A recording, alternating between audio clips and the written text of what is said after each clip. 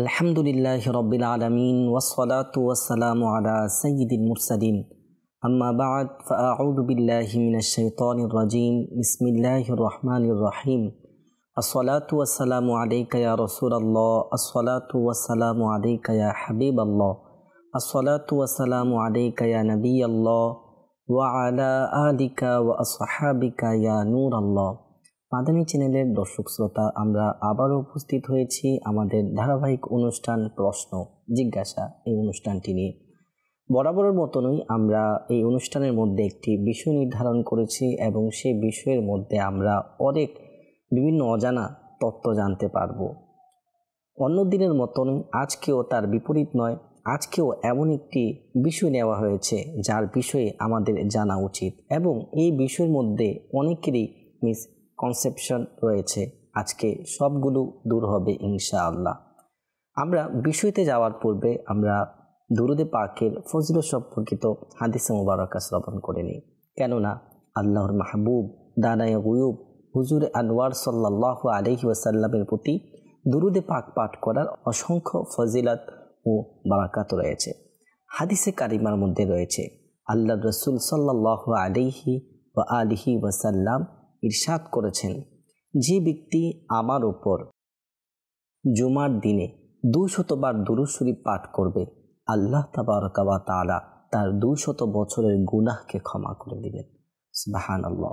মাদানী চ্যানেলের দর্শক শ্রোতা, আমরা নিয়ত করে নিই অধিকাংশ বেশি পরিমাণে দুরুদে পাক পাঠ করার জন্য। সল্লু আলাল হাবিব সাল্লাল্লাহু তাআলা আলা মুহাম্মদ সাল্লাল্লাহু আলাইহি ওয়া আলিহি ওয়াসাল্লাম। মাদানী চ্যানেলের দর্শক শ্রোতা, আজকে আমাদের এই অনুষ্ঠানের মধ্যে যে বিষয়টি নিয়েছি সেটি হচ্ছে দাজ্জাল কখন আসবে। জি, আজকের এই বিষয়ের মধ্যে আমরা শুনব দাজ্জাল কখন আসবে এবং এসে কি করবে, এখন কোথায় আছে এবং দুনিয়ার মধ্যে থেকে কোনো ব্যক্তি কি তার সাথে দেখা করেছে কিনা। তার পূর্বে আমরা কোরআনে পাকের একটি আয়াত আমরা নিয়ে নিব, যে কোরআনের আয়াতের ব্যাখ্যার সাথে আমরা সেই ঘটনাটিও উল্লেখ করব। কোরআনে পাকের মধ্যে আল্লাহ তাবারক ওয়া তাআলা ইরশাদ করছেন, কানজুল ঈমান থেকে অনুবাদ, এবং তাদের মধ্যে কেউ এমন আছে যে সদকা বন্টনের ক্ষেত্রে আপনার সমালোচনা করে, সুতরাং যদি সেগুলো থেকে তারা কিছু পায় তবে সন্তুষ্ট হয়ে যায়, আর যদি না পায় তবে তারা নারাজ হয়ে যায়। মাদানী চ্যানেলের দর্শক শ্রোতা, এই আয়াতের যে ব্যাখ্যা এবং শানুল নুজুল রয়েছে, এটা রয়েছে হুজুর সাল্লাল্লাহু আলাইহি ওয়া আলিহি ওয়াসাল্লাম একবার গনিমতের মাল বন্টন করছিলেন। তখন জুল খুয়াইসারা নামক একজন মুনাফিক আল্লাহ রসুল সাল্লাল্লাহু আলাইহি সাল্লামকে বললেন, হে আল্লাহ রসুল, আপনি ইনসাফ করুন। আল্লাহ রসুল সাল্লাল্লাহু আলাইহি সাল্লাম তার কথা শুনে বললেন, তোমার অনিষ্ট হোক, আমি ইনসাফ না করলে ইনসাফ কে করবে? তখন হজরতে উমর রাদিয়াল্লাহু তাআলা আনহু বললেন, ইয়া রাসূলুল্লাহ, আপনি আমাকে হুকুম করুন, এই মুনাফিকের গর্দান আমি উড়িয়ে দিব। আল্লাহ রসুল সাল্লাল্লাহু তাআলা আলাইহি ওয়া আলিহি ওয়াসাল্লাম তখন হজরতে উমর রাদিয়াল্লাহু তাআলা আনহুকে ইরশাদ করলেন, হে উমর, তাকে ছেড়ে দাও, এদের আরও অনুসারী রয়েছে, তাদের নামাজের সামনে তোমার নামাজকে তুচ্ছ মনে হবে, তাদের রোজার সামনে তোমার রোজা তুচ্ছ মনে হবে, এরা সর্বক্ষণ কোরআন তেলাওয়াত করবে, কিন্তু ওদের কোরআনের তেলাওয়াত তাদের কণ্ঠনালীর নিচে নামবে না। এরা দিন থেকে এমনভাবে বের হয়ে যাবে যেভাবে তীর শিকার থেকে বের হয়ে যায়। এই হচ্ছে খারিজের মূল। মাদানী চ্যানেলের দর্শক শ্রোতা, এই খারিজিদের অনেক ভয়ঙ্কর ফিতনা রয়েছে। এই খারিজিরা আলী রাদিয়াল্লাহু তাআলা আনহুর দল থেকে বের হয়ে গেলেন এবং মাআযাল্লাহ সুম্মা মাআযাল্লাহ হযরত আলী রাদিয়াল্লাহু তাআলা আনহুকে কাফির বলে আখ্যায়িত করলেন এবং তারা বললেন যে আমরা এর প্রতিশোধ নিব। তারা বিভিন্ন পাহাড়ের মধ্যে গিয়ে তারা সেখানে আস্তানা তৈরি করে বিভিন্ন ময়দানে বিভিন্ন পাহাড়ে তারা উট পেতে মুসলমানদের উপর আক্রমণের জন্য সেখানে রয়েছে এবং অসংখ্য মুসলমানকে তারা হত্যা করতে লাগলো। হযরতে আলী কাররামাল্লাহু তাআলা ওয়াজহাহুল কারীম সাহাবীদের দল নিয়ে তাদের উপর আক্রমণ করে তাদেরকে হত্যা করে দিল এবং হযরতে আলী রাদিয়াল্লাহু তাআলা আনহু সাহাবীদেরকে বলল, একটি নিশানি বলে দিল, ওই নিশানির ব্যক্তিটি কোথায় আছে তাকে খুঁজে বের করে নিয়ে আসো। তখন যে নিশানি মোতাবেক যে লোকটিকে খুঁজে বের করে আনলো, তখন দেখলো তার নিশানি এমন আশ্চর্যজনক নিশানি ছিল। তার একটি হাত ছিল মহিলাদের স্তনের মতো।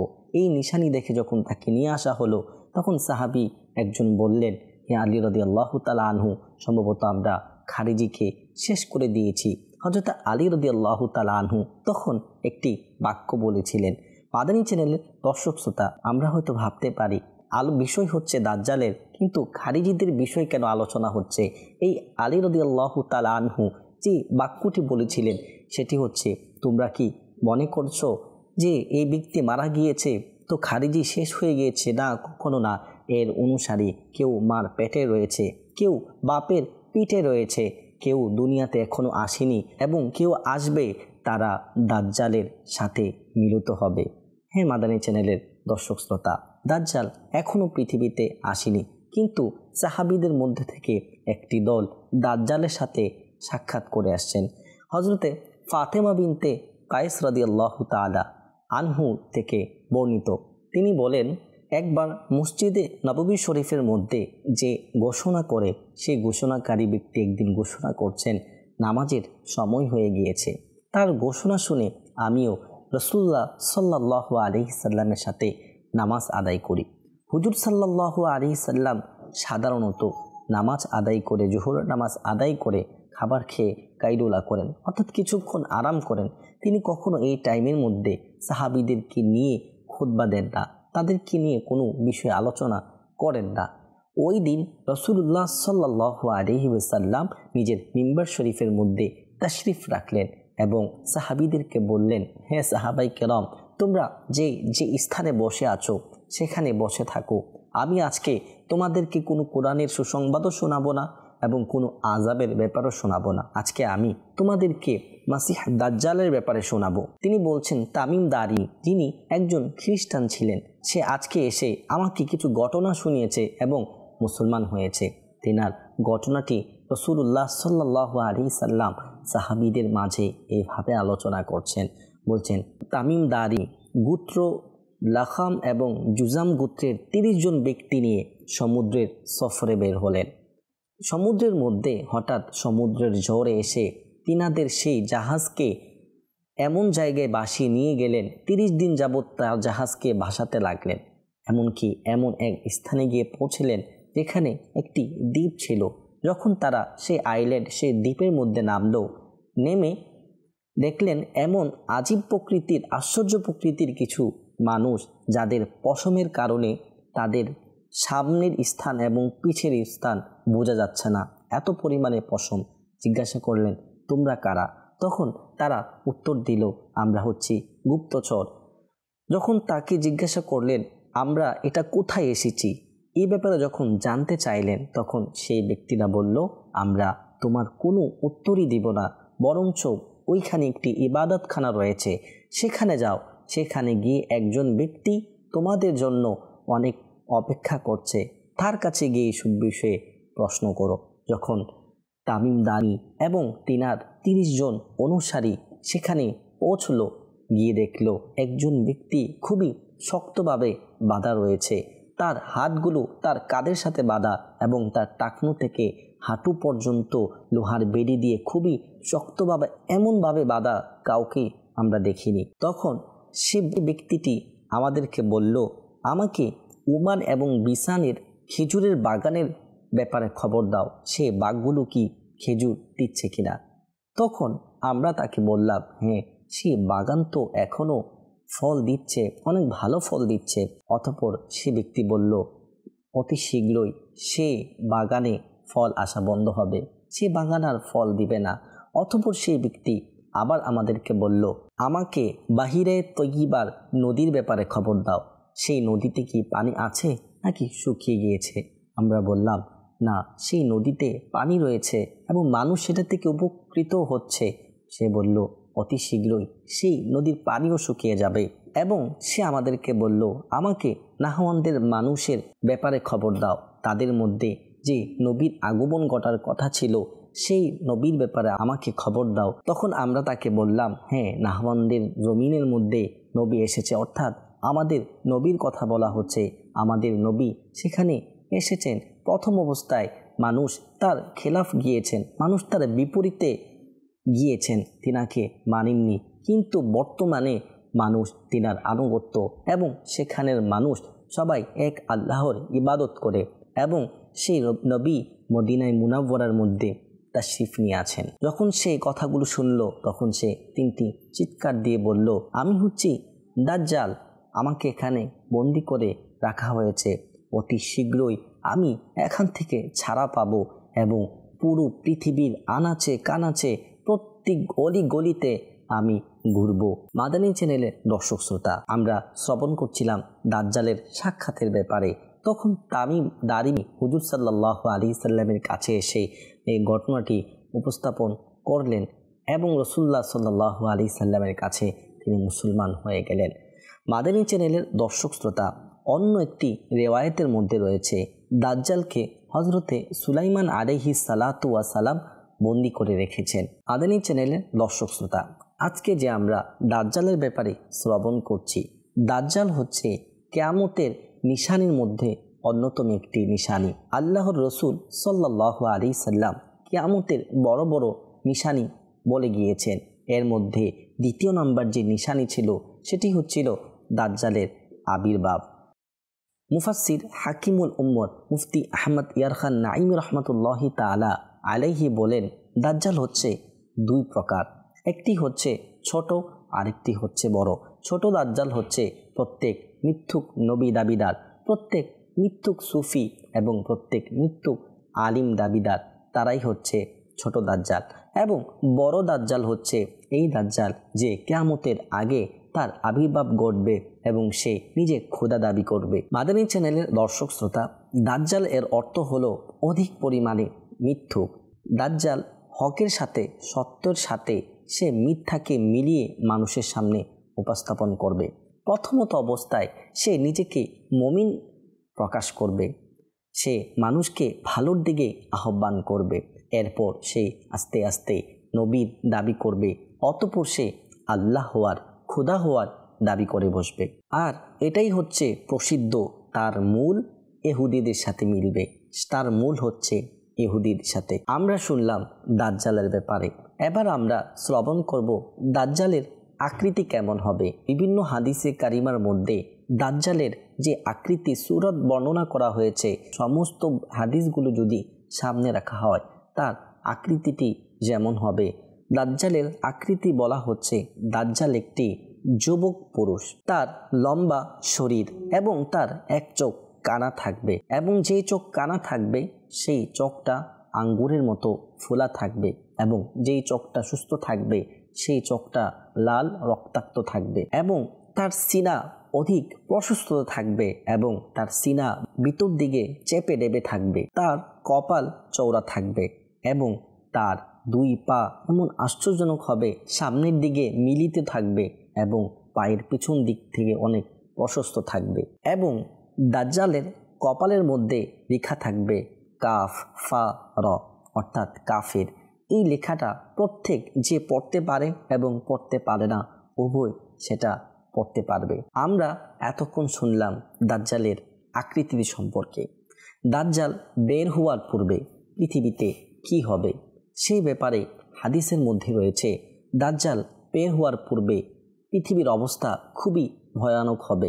দাজ্জাল বের হওয়ার 3 বছর পূর্বে আসমান থেকে 1/3 বৃষ্টি বর্ষণ বন্ধ হয়ে যাবে এবং জমিনের মধ্য থেকে 1/3 ফসল উৎপন্ন বন্ধ হয়ে যাবে এবং দ্বিতীয় বছরে আসমান থেকে 2/3 বৃষ্টি বর্ষণ এবং জমিনের ফসল থেকে 2/3 ফসল উৎপন্ন বন্ধ হয়ে যাবে এবং যখন তৃতীয় বছর হবে তখন সমস্ত বৃষ্টি বর্ষণ হয়ে যাবে, অনাবৃষ্টি দেখা দিবে এবং দুর্ভিক্ষ ফেলে যাবে, পুরো জমিন থেকে কোনো আর ফসল উৎপন্ন হবে না। এমনকি আসমান সীসায় পরিণত হয়ে যাবে এবং জমিন তাবার হয়ে যাবে। জমিনের মধ্যে ফিতনা ও হত্যা চরমভাবে বেড়ে যাবে, মানুষ একে অপরকে হত্যা করবে এবং একে অপরকে শহর বদর করে দিবে। তখন দাজ্জাল আসবাহান অথবা খোরাসান নামক স্থান থেকে বের হয়ে আসবে। তখন পৃথিবীর মধ্যে ক্ষুধা এবং বিভিন্ন দুর্ভিক্ষ দেখা দিবে। এবং মানুষ ধর্মের ব্যাপারে খুবই অলসতা এবং দুর্বল থাকবে। দিনদার মানুষ খুবই কম হবে, আলেম উলামা খুবই কম হবে। খাবারের দুর্ভিক্ষের সাথে সাথে আলিমদের উলামাদের খুবই দুর্বল পাওয়া যাবে। দাজ্জাল দুনিয়ার মধ্যে কতদিন থাকবে? অন্য হাদিসের মধ্যে রয়েছে দাজ্জাল জমিনের মধ্যে 40 দিন অবস্থান করবে। তার প্রথম দিন হবে 1 বছরের সমপরিমাণ এবং দ্বিতীয় দিন হবে 1 মাসের পরিমাণ এবং দাজ্জালের তৃতীয় দিন হবে 1 সপ্তাহের পরিমাণ এবং বাকি দিনগুলো বছরের সাধারণ দিনের মতোই দিন হবে। এই সময়ের মধ্যে দাজ্জাল পুরো পৃথিবীর ভ্রমণ করবে। পৃথিবীর প্রত্যেক কোনায় কানায়, প্রত্যেক আনাচে কানাচে, প্রত্যেক অলিগলিতে, পাহাড় হোক সমুদ্র হোক, প্রত্যেক কোনায় দাজ্জাল সেই সময়ে ভ্রমণ করবে। দাজ্জালকে যে সাওয়ারি দেওয়া হবে সেটি হচ্ছে একটি গাধা। দাজ্জালের এই সাওয়ারি যখন কদম উঠাবে তখন 40 মাইল দূরত্ব সে অতিক্রম করবে। দাজ্জালের যে গাধা থাকবে সেই গাধার এক কান থেকে অপর কানের দূরত্ব 40 হাতের দূরত্ব হবে। পৃথিবীর এমন কোনো অলিগুলি থাকবে না যেখানে দাজ্জাল পৌঁছাবে না। শুধুমাত্র মদিনায়ে মুনাওয়ারা এবং মক্কাতুল মুকাররমার মধ্যে দাজ্জাল পৌঁছাতে পারবে না। কেননা রাসূলুল্লাহ সাল্লাল্লাহু তাআলা আলাইহি ওয়াসাল্লাম ইরশাদ করেছেন, মক্কা মদিনার মধ্যে ফেরেশতারা সর্বক্ষণ খোলা তরবারি নিয়ে সেই দাজ্জালকে তাড়িয়ে দিবে। দাজ্জাল যখনই সেখানে প্রবেশ করতে থাকবে দাজ্জালের মুখকে ফিরিয়ে দিয়ে তাকে সেখান থেকে বিতাড়িত করে দেওয়া হবে। দাজ্জাল যখনই সেখানে প্রবেশ করতে পারবে না তখন মদিনা শরীফের বাইরে দালদালি নামক স্থানে সেখানে তার তাঁবু গাড়বে এবং মদিনা শরীফ এবং মক্কা শরীফের মধ্যে 3টি ভূমিকম্প আসবে। যখন এই 3টি ভূমিকম্প আসবে মদিনা মুনাওয়ারা মক্কা মুকাররমার মধ্যে কোনো ফাসিক, কোনো মুনাফিক, কোনো কাফির আর থাকবে না। সবাই সেখান থেকে বের হয়ে এসে দাজ্জালের সাথে মিলিত হবে এবং এই জন্যই ওই দিনকে ইয়াউমুল খাল্লাস বলা হয়ে থাকে। অর্থাৎ মদিনা মুনাওয়ারা সেই দিন সমস্ত খারাপি থেকে পাক থাকবে। এবং অপর একটি রেওয়ায়েতের মধ্যে রয়েছে দাজ্জাল কোন কোন স্থানে প্রবেশ করতে পারবে না। এর মধ্যে একটি হচ্ছে দাজ্জাল মক্কাতুল মুকাররমা, মদিনাতুল মুনাওয়ারা এবং মসজিদুল আকসার মধ্যে, এমনকি তুর পাহাড়ের মধ্যে দাজ্জাল প্রবেশ করতে পারবে না। দাজ্জালের এমন ক্ষমতা থাকবে সে তার জাদুর কারিশমা দিয়ে সে এমন এমন জাদু দেখাবে, জাদু দেখিয়ে মানুষের ঈমানকে বরবাদ করার অনেক চেষ্টা করবে। হাদিসের মধ্যে রয়েছে দাজ্জালের সাথে রুটির পাহাড় থাকবে। দাজ্জালের অনুসারী ব্যতীত সবাই অনেক মুসিবতে, অনেক কষ্টে, অনেক পেরেশানিতে তাদের দিন অতিবাহিত করবে এবং দাজ্জালের অনুসারীরা খুবই স্বাচ্ছন্দ্যে থাকবে। দাজ্জালের সাথে 2টি গার্ডেন থাকবে, 2টি বাগান থাকবে, যেটাকে সে একটিকে বলবে জান্নাত, অপরটিকে বলবে জাহান্নাম। মূলত সে যেটাকে জান্নাত বলবে সেটি হচ্ছে জাহান্নাম এবং যেটিকে সে জাহান্নাম বলবে সেটি হচ্ছে জান্নাত। তার এমন পাওয়ার থাকবে, তার কথা মতো আসমান থেকে বৃষ্টি বর্ষণ হবে, তার কথা মতো জমিন থেকে ফসল উৎপন্ন হবে। দাজ্জালের ফিতনার কারণে আহলে ঈমানরা অনেক কঠিন পেরেশানির মধ্যে অতিবাহিত করবে। হতাশার শিকার হয়ে দুখান নামক পাহাড়ে আহলে ঈমানরা আশ্রয় নেবে। সেই সময় দাজ্জাল এবং তার অনুসারীরাও সে পাহাড়কে ঘেরাও করে ফেলবে। তখনই আল্লাহ তাবারক ওয়া তাআলা হযরতে ঈসা আলাইহিস সালামকে নাজিল করবেন। যখনই হযরতে ঈসা আলাইহিস সালামের নাজিল হবেন তখন দাজ্জাল এমনভাবে গলে যাবে যেমনিভাবে পানির মধ্যে লবণ গলে যায়। অতঃপর হযরতে ঈসা আলাইহিস সালাতু ওয়া সালাম দাজ্জালকে মাকামে লুতের মধ্যে তাকে হত্যা করবেন এবং তার অনুসারীর মধ্যে কাউকে হযরতে ঈসা আলাইহিস সালাম জীবিত রাখবেন না, সবাইকে হত্যা করে দিবেন। দাজ্জালের মৃত্যুর পর পৃথিবীতে হযরতে ঈসা আলাইহিস সালাতু ওয়া সালাম 7 বছর থাকবেন এবং সেই 7 বছরের মধ্যে মানুষের অবস্থা এমন হবে যে কোনো মানুষ কোনো মানুষের প্রতি হিংসা, কোনো শত্রুতা পোষণ করবেন না। তখনই আল্লাহ তাবারক ওয়া তাআলা পৃথিবীর মধ্যে এমন একটি ঠান্ডা হাওয়া প্রেরণ করবেন যে ঠান্ডা হাওয়ার কারণে প্রত্যেক ঈমানদার, এমনকি যার ভিতরে যারা একটি গম সরিষার দানা পরিমাণ ঈমান রয়েছে, সেও সেই হাওয়াতে মৃত্যুবরণ করবে। আর শুধুমাত্র যারা কাফির মুশরিক থেকে যাবে, শুধু তারাই থেকে যাবে।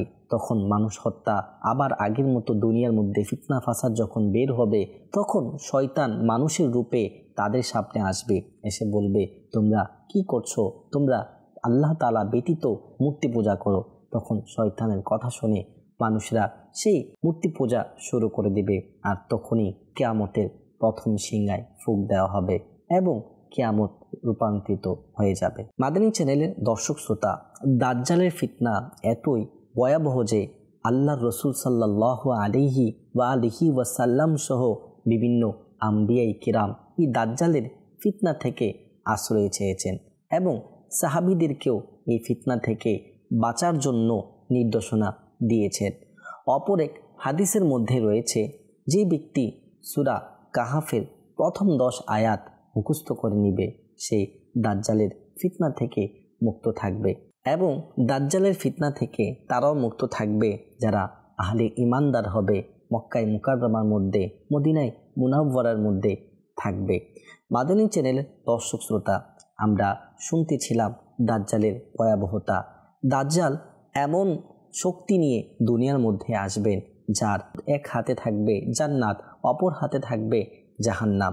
ওই দাজ্জালের অনুসারী যারা হবে, দাজ্জালের কথা মতো তাকে যে প্রভু মানবে, তাকেই জান্নাত দান করবে। মূলত সেটা জান্নাত হবে না, বরং জাহান্নাম হবে। দাজ্জাল মানুষের ঈমানকে নষ্ট করার জন্য একজন মানুষকে এমনভাবে মাঝখান দিয়ে ছিঁড়ে ফেলবে, করাত দিয়ে কেটে ফেলবে এবং তার মাঝখান দিয়ে হেঁটে যাবে। ওই মানুষ আবার জীবিত হবে এবং বলবে, তুমি আমার উপর ঈমান নিয়ে আসো। তখন মানুষ বলবে, আমার কাছে তো আরও প্রকাশ হয়ে গেল, তুমি খোদা নন, তুমি কাফের। তখন দাজ্জাল সেই ব্যক্তিকেও তার যে জাহান্নাম রয়েছে সেখানে ঢেলে দিবেন, মূলত সেটাই হবে জান্নাত। মাদানী চ্যানেলের দর্শক শ্রোতা, আল্লাহর রসুল সাল্লাল্লাহু আলাইহি সাল্লাম কিয়ামতের যে ভয়াবহ 10টি নিশানা বর্ণনা করেছেন বড় বড়, তার মধ্যে দ্বিতীয় নিশানা ছিল দাজ্জালের আবির্ভাব। দাজ্জাল দুনিয়ার মধ্যে এসে বিভিন্ন ফিতনায় বিভিন্ন ধরনের জাদু কারিশমা দেখাবে, বরঞ্চ সেগুলো থাকবে জাদু। তো দাজ্জালের এই ফিতনা থেকে বাঁচার যে আল্লাহর রসুল সাল্লাল্লাহু আলাইহি ওয়াসাল্লাম আমাদেরকে যে নির্দেশনা দিয়েছেন এবং সেটা থেকে বাঁচার জন্য দোয়াও করতে বলেছেন, কেননা দাজ্জাল পৃথিবীতে এসে প্রত্যেক মৃত ব্যক্তিকেও জীবিত করে ফেলবেন। দাজ্জালের এই ফিতনা থেকে বাঁচার জন্য আল্লাহর রসুল সাল্লাল্লাহু আলাইহি ওয়াসাল্লাম ইরশাদ করেছেন, যে ব্যক্তি সূরা কাহাফের প্রথম 10 আয়াত তিলাওয়াত করে নিবে, সে দাজ্জালের ফিতনা থেকে মুক্ত থাকবে। আমরাও নিয়ত করে নেই, আমরা সূরা কাহাফের 10টি আয়াত মুখস্থ করে নিব, তাহলে আল্লাহ তাআলা যদি চান আমরাও সেই দাজ্জালের এই ভয়াবহ ফিতনা থেকে আমরা বাঁচতে পারবো। মাদানী চ্যানেলের দর্শক শ্রোতা, আমরা এই অনুষ্ঠানের শেষের দিকে চলে এসেছি। আমরা এই অনুষ্ঠানের মধ্যে জানতে পারলাম দাজ্জালের আবির্ভাব কখন হবে, দাজ্জাল দুনিয়ার মধ্যে এসে কি কি ফিতনা করবে, কে দাজ্জালকে হত্যা করবেন। তো মাদানী চ্যানেলের দর্শক শ্রোতা, এমন আরও অনেক বিভিন্ন বিষয় নিয়ে আমরা আবার উপস্থিত হব মাদানী চ্যানেলের এই অনুষ্ঠানের মধ্যে। ততক্ষণ পর্যন্ত চোখ রাখুন মাদানী চ্যানেলের পর্দায়, দেখতে থাকুন মাদানী চ্যানেল বাংলা। সল্লু আলাল হাবিব সাল্লাল্লাহু তাআলা আলা মুহাম্মদ সাল্লাল্লাহু আলাইহি ওয়া সাল্লাম।